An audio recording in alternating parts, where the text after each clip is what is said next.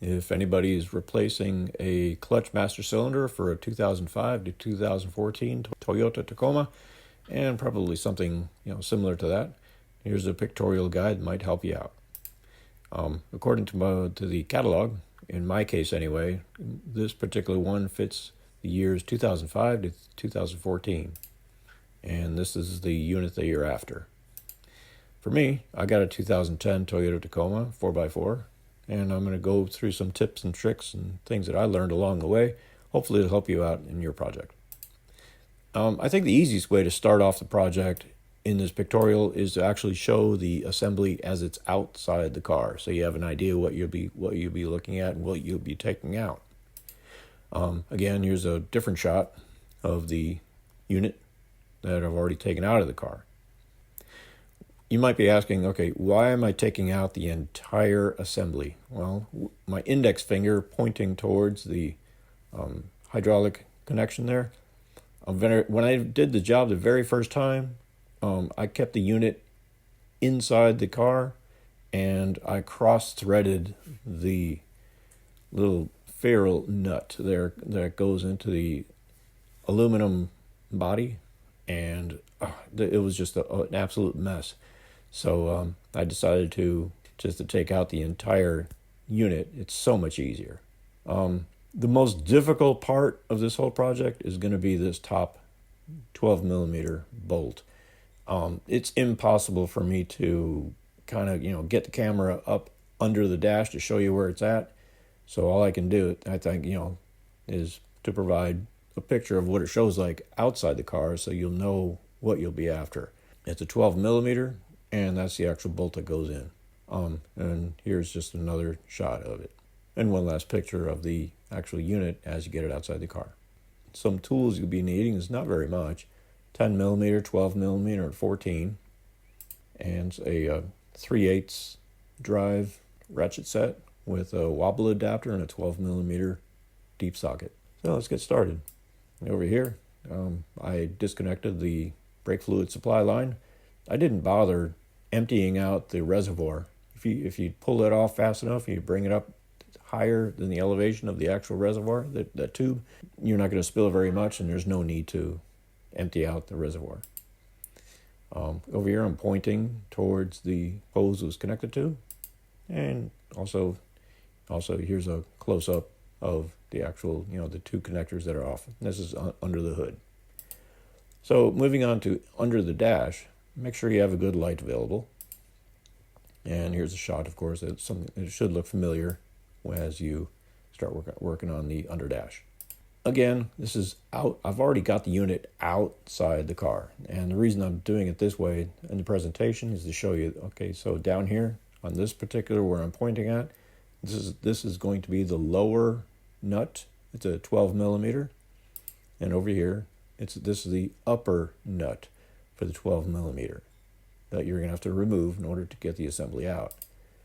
And I'd like to stress one more time that 12 millimeter hex head bolt that you have to get out from underneath the dash and reach your hand way up in there, and the camera's just not going to reach. So that's why I'm showing where it is outside the car.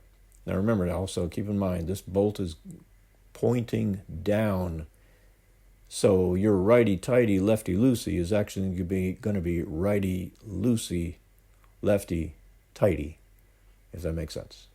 Also, you're going to have two electrical connectors. I'm pointing to the one down on the bottom, and the color is black. And while this is under the dash, you will be able to grab it. There's just enough room. Over here in this picture, the bracket assembly is still mounted in the inside. I have not taken it out yet.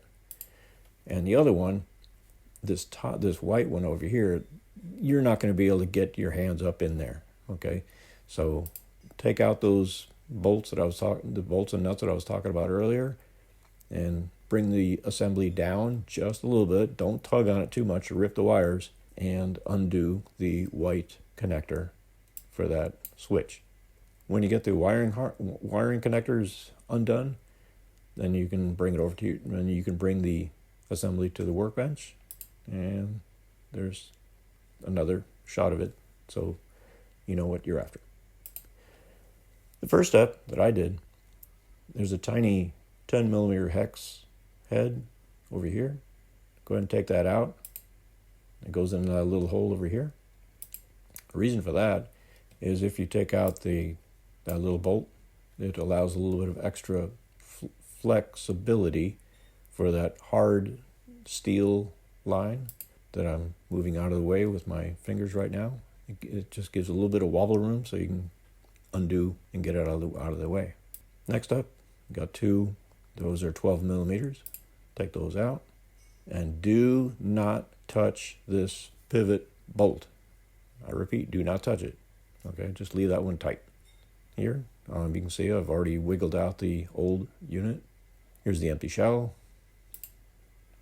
When you get ready to install the new unit, make sure you adjust the distance or match it up to the old one. It makes the installation much easier.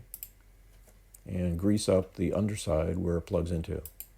Now, when you're installing the unit again, do not forget to connect the wire connectors. I made that mistake once, and I had to take the entire unit out again because I could not reach my hand up to get that white connector on there.